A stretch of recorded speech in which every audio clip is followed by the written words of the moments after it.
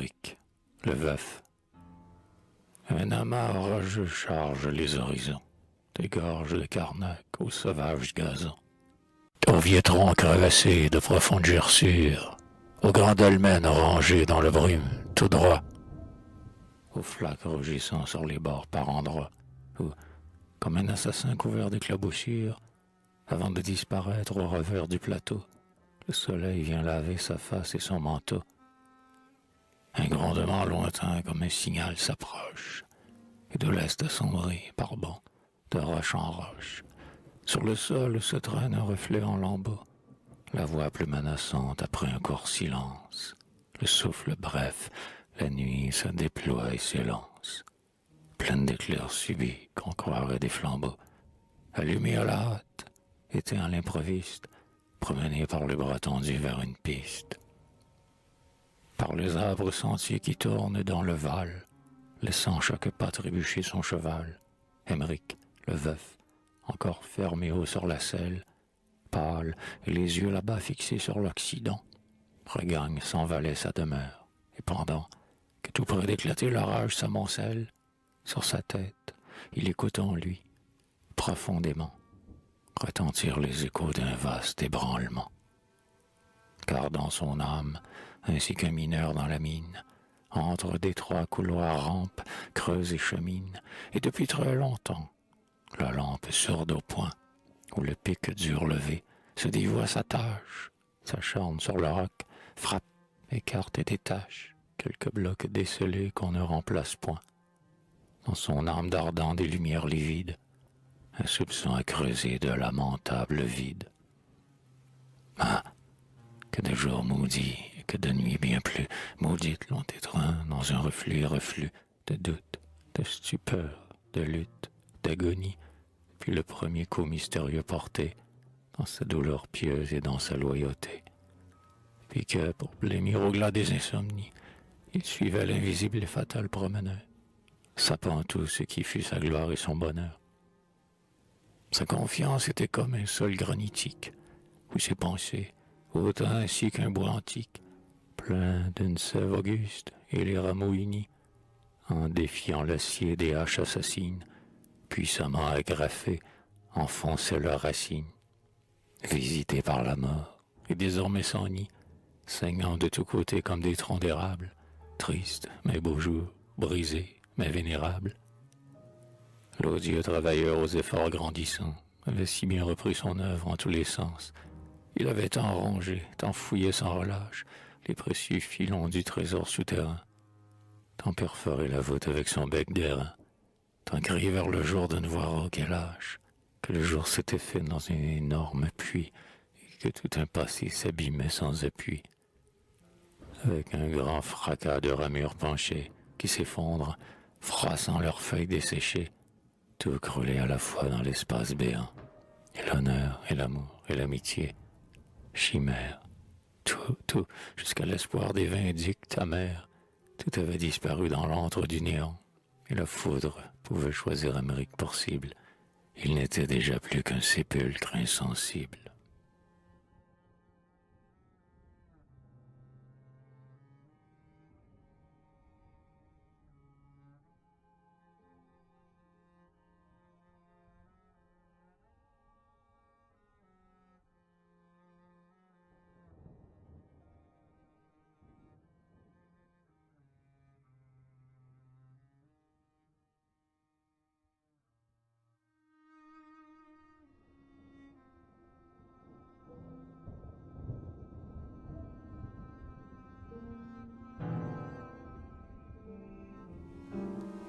Partout se croisant pour les muets combats, les regards dans les cœurs se plongent ici bas. Dans tous les temps, sous tout climat, sur tout rivage, c'est la loi qu'à son tour, éperdue, terrassée, par le voluptueux désir qui l'a blessé, l'orgueil d'un front viril, enivré d'esclavage, c'est le séchoir aux pieds d'une fille aux beaux yeux, qui l'écrase en jouant, sphinx alerte et joyeux. Mais si jamais amour fut l'aurore d'un songe immortel, un serment sembla moins un mensonge. Si jamais un regard, un sourire, une voix, furent clarté, reflet divin, son angélique. Si jamais, comme au fond d'un temple, une relique, une vierge adorée eut un riche pavois, ce furent ton amour, ton serment, ton visage. Ce fut toi, Myriam, idole au faux présage, et de tous ceux enfin domptés par le tourment, qui fait de nobles libres misérablement, tel qu'un vaincu qui tombe à genoux sans cuirasse, lui-même devant tous prend à se désarmer, de ceux-là dont le mal est de croire et d'aimer, qui donc, portant plus haut la fierté de sa race, l'humilia plus bas qu'Aymeric devant toi, Myriam, plus docile et corbeille sous ta loi. Lui, le breton épris des hasards, dont l'épée sans cesse étincelait à quelque œuvre occupée. Lui, l'altier successeur d'aïeux vindicatifs, qui méprisait l'amour et haïssait les chaînes. On le vit, oubliant sa superbe et ses haines, n'avoir d'autre souci que tes désirs furtifs, que l'ombre de ton front chassé, ou d'autres ivresses, que de faire à tes vies un rempart de tendresse. 10 ans, tu lui souris, sans que tes douces mains, comme pour lui cacher l'anneau d'or de l'hymen, aient une fois tremblé de crainte dans la sienne, sans qu'à ta lèvre rose ou qu'à ta joue en fleurs résida le silence où courut la pâleur d'un remords né la veille ou d'une faute ancienne. Et les lacs bleus des bois entre les joncs luisants sont moins clairs que tes yeux ne furent clairs. 10 ans. Et quelle âme, elle-même à ce point avilie, à ce point se traînant dans l'écume et la lie des mystères impurs de ce monde pervers, aurait pu, même une heure, un seul instant jalouse, pour y lire les mots qu'enfouit une épouse, regarder par-delà ton front lisse, à travers le limpide cristal de ton amour, ô femme, sans reculer bien vite et se sentir infâme. Loin des villes, d'ailleurs, hérissant ses 3 tours, le manoir d'Aymeric, ancien nid de vautours, avait le vieux renom de se fermer aux fêtes. Et tous deux, le front saint de rayons, coutumier, de solitude et d'ombre et de paix, vous aimiez, couple heureux, à sentir vos âmes satisfaites, au murmure tranquille et sacré des forêts, se confondre au réveil des calices plus frais. Mais non, Aymeric, ton âme ardente était de celle où le même foyer fait 2 parts d'étincelles, qui brûlantes d'amour sont chaudes d'amitié. Ton âme était le champ dont le sillon immense pour les doubles moissons se trace et s'ensemence. Et chaque jour ainsi tu donnais la moitié de toi-même à l'ami loyal, au frère d'armes, mort aussi, pour ouvrir la source de tes larmes. Ô mort, couché là-bas sous le plomb bien scellé, dans votre lit bien clos, sans serrure et sans clé, dormez l'un après l'autre à la garde des anges, complices embaumés d'un fraternel regret, car avec vous descend dans le fosse un secret, dont les vers vont nourrir leur discrète phalange. Et celui qui est là-haut n'en avait rien compris, n'en connaîtra jamais l'inexigible prix. Lui survit, foudroyé par 2 fois, solitaire, inerte, inconsolable, et toujours vers la terre, du matin morne au soir lugubre, l'œil baissé, il reprend le chemin du cher pèlerinage. Et sa double douleur augmente avec son âge. Et vos traits qu'il évoque émergeant du passé, plus glorieux, plus beau, plus pur, ineffaçable, ô mort qu'il a lui-même étendu sous les sables.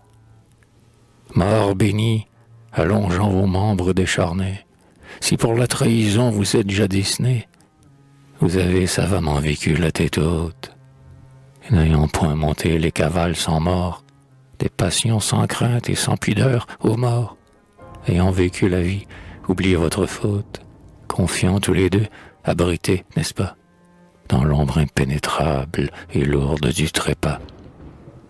Aymeric, c'est trop longtemps te complaire au supplice, des pleurs sur les tombeaux, du blasphème qui plisse, ton front qu'un orgueilleux bonheur avait sculpté.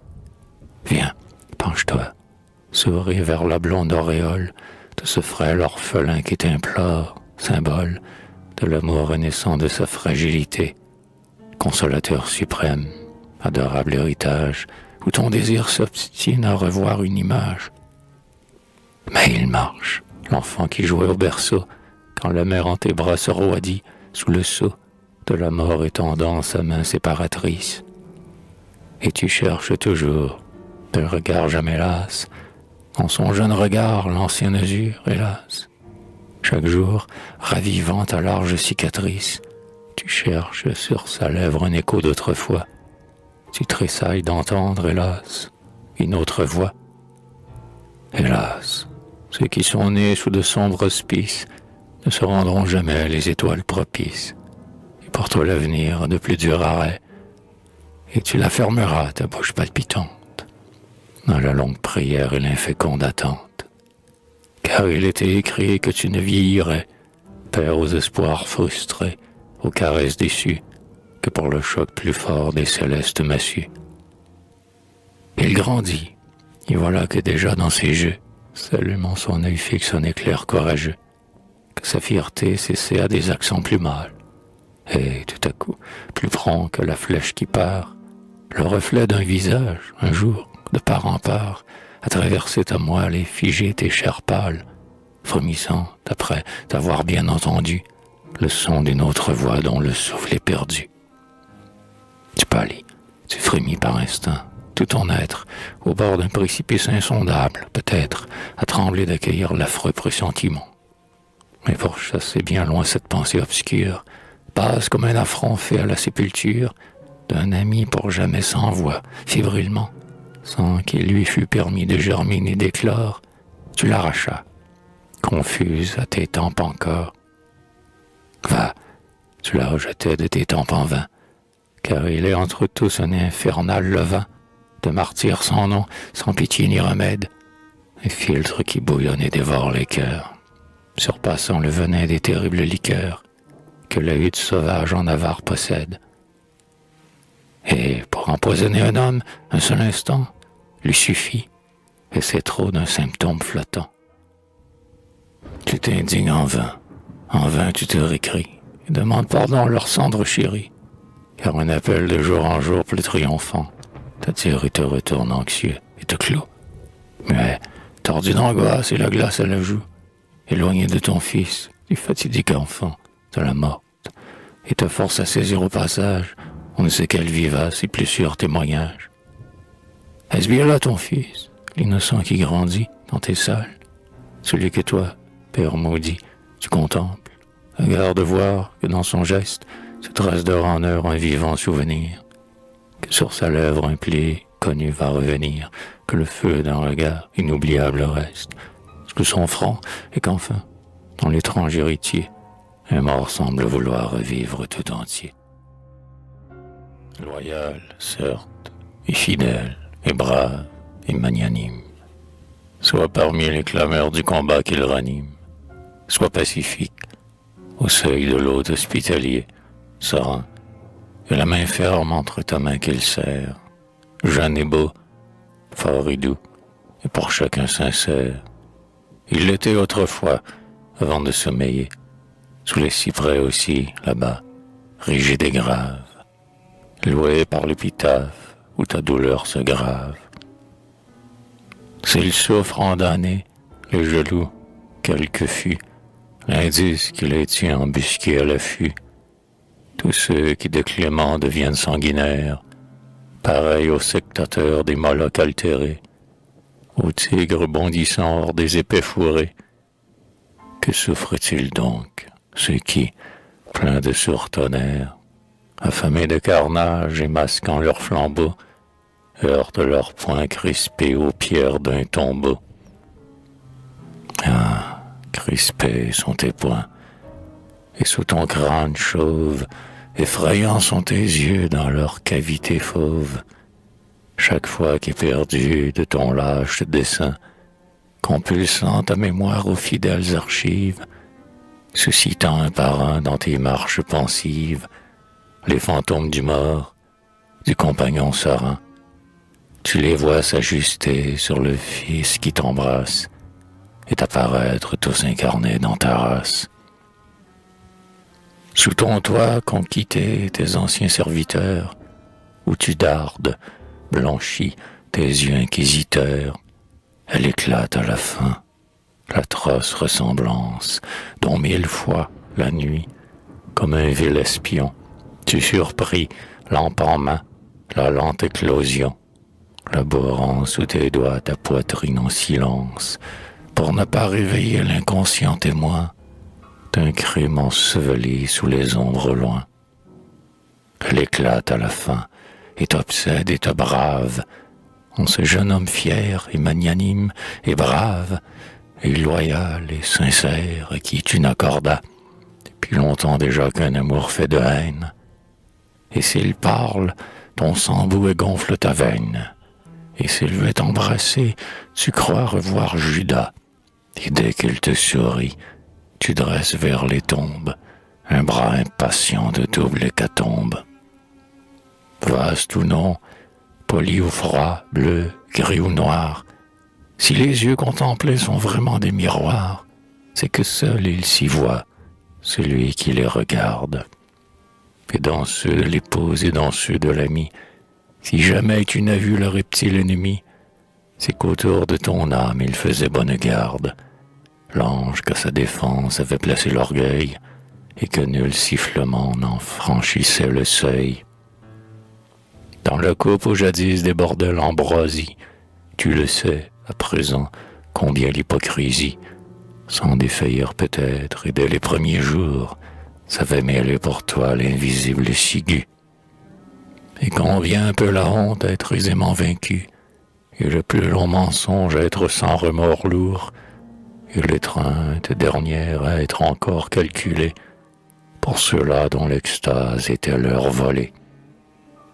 Et cependant, telle est notre nature, tel son besoin d'une idole et son besoin d'autel, malgré la ressemblance où ta stupeur s'abreuve, tu te reprends quand même à douter par moments, à t'écrier parfois dans ta ferveur, « Il ment, le jeune homme pervers, l'accusateur sans preuve, le fils dénaturé qui souille à lui tout seul, sa mère au front sans tache à travers un linceul. » Mais quand alors, ainsi qu'un justicier farouche, la narine renflée et l'écume à la bouche, prêt à bondir devant ce jeune homme étonné, et ton choix déjà fait sur quelque panoplie, tu ramènes ton bras avant l'œuvre accomplie. Qui pourrait lire au fond de l'élan réfréné, si c'est l'accusateur de la morte, ou lui-même, l'autre mort, que tu veux frapper dans son emblème? La preuve irrécusable, elle est là, devant toi. Celle qui déserta ton honneur et sa foi, aurait-elle avoué sa faute et sa traîtrise au prêtre murmurant son bréviaire banal? Ce prêtre, sans respect pour le saint tribunal, t'aurait-il tout redit par peur ou par surprise? De quel poids nouveau pèseraient ses aveux, et quel frisson plus grand courrait dans tes cheveux? Des témoins, il en est qu'on menace au sous-doigt. Un imposteur, afin que bien mieux on le croit, peut dans un coffret d'or habilement caché flétrir sur le vélin la plus chaste mémoire, et trouver le moment, le mur creux ou l'armoire, au spectre quand se couche un remords retouché, et qui parle aux vivants d'une œuvre expiatoire. On peut crier « Je rêve une impossible histoire ». Mais lui, le propre fruit du ténébreux forfait, bien plus haut mille fois que jamais n'eussent fait, témoin, coffre qu'on brise, éphémère statue, ce revenant réel, fait de chair et de sang, nuit et jour il raconte un amour si puissant, que l'amant dans sa forme en lui se perpétue, et témoigne, et t'accable, et t'insulte, et se rit du vertige où tournoie et sombre ton esprit. Ouais, c'était bien le fils du compagnon coupable. C'était le compagnon lui-même, horreur palpable, qui s'était devant toi redressé, trait pour trait, comme un ressuscité qu'a rajeuni la bière. Ce matin-là, debout, calme dans la lumière, cynique dans son crime au châtiment soustrait, et pour ne pas céder aux démences soudaines, tu t'es enfui livide, au hasard, par les plaines. Tout le jour, à travers landes, vallons et bois, plein de larmes, ainsi qu'un vieux cerf aux abois, poursuivi par la meute ardente et découplée, des jours heureux chantant dans ton long désespoir. la soif inextinguible au gosier, jusqu'au soir, à travers la campagne ironique et peuplée, de visions d'amants qui rapprochent leur front. Tu passas, tu rougis des fiévreux éperons. Vengeance, cri féroce et stupide espérance, qui dans l'affolement d'une horrible souffrance sort partout et toujours d'un cœur d'homme jaloux. À quel rêve jamais as-tu rendu la vie? Et qui donc, ta rancune une fois assouvie, dans un sein ruisselant toujours par mille trous, n'enfonce point encore ses 10 ongles avides, conseillère sanglante, aux promesses perfides. Tout le jour, dans ses yeux au brouillard épaissi, dans sa cervelle en proie aux griffes sans merci, tu t'élanças du fond des soupirs et des râles. Tu rugis dans sa voix qui frappa sans repos, au loin sur la nature en paix et sans écho. Vengeance, toi qu'on montre au mur des cathédrales, inutile transport des hommes furieux, divine volupté qui ment comme les dieux. Ils dorment tous les deux là-bas au cimetière, pour la noble victime et pour sa soif entière. Ils n'ont plus de frayeur, ni de sang, ni de chair, et l'outragé ne peut que reboire sa honte. Et quand un flot de pourpre à sa face remonte, il doit laisser tomber son poignard sans éclair et laisser faire à Dieu qui pèse, compte et juge, et contre qui les morts n'auront pas de refuge. S'ils étaient là, tout près, les voleurs de son nom, les bourreaux souriants, que ferait-il? Sinon, les écraser ensemble et d'un seul coup, sur l'heure, ainsi que 2 serpents sur le bord du chemin. Que pourrait-il de plus demander à sa main que de fermer leurs yeux où la lâcheté pleure, avec la grande nuit qui déjà les a fait, peut-être pour toujours, unis et satisfaits? Mais qu'importe qu'un couple épié prie et meurt, si l'angoisse pour l'autre est pareille et demeure à jamais, si l'amour trahi hurle à jamais. Voilà pourquoi, murée en sa rage impuissante, l'âme du veuf au soir errait, morne passante, irréparablement déserte désormais, sans rien voir, sans entendre autour d'elle autre chose que son effondrement dans la nuit vaste et close.